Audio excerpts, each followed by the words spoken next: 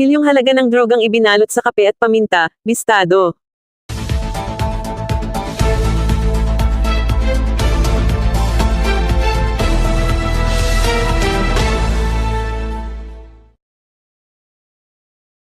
Bago tayo magpatuloy, huwag kalimutan mag-follow, mag-like, at i-share iyong aming Facebook page.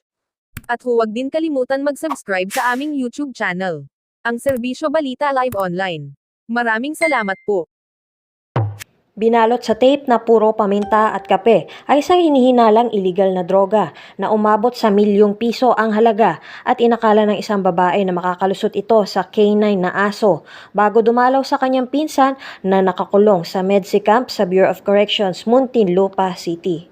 Base sa ulat, alas 10:40 ng umaga ng linggo ay napuna ng taga-Inmate Visitation Services Unit ang kakaibang kinikilos ng babae na si alias Imay, 35 anyos, taga-Pasig, at nang inspeksyonin ito sa cubicle 2 sa kanyang ari ay may nakitang isang kahinahinalang bagay at inilabas ito mismo ng naturang suspect.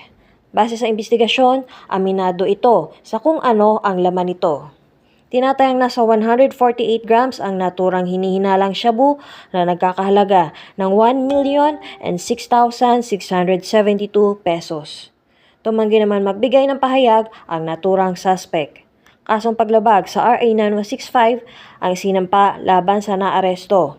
Mula dito sa Muntinlupa City, Dryan Zamora, nag-uulat para sa DZSB, ang himpilan ng katotohanan at paglilingkod.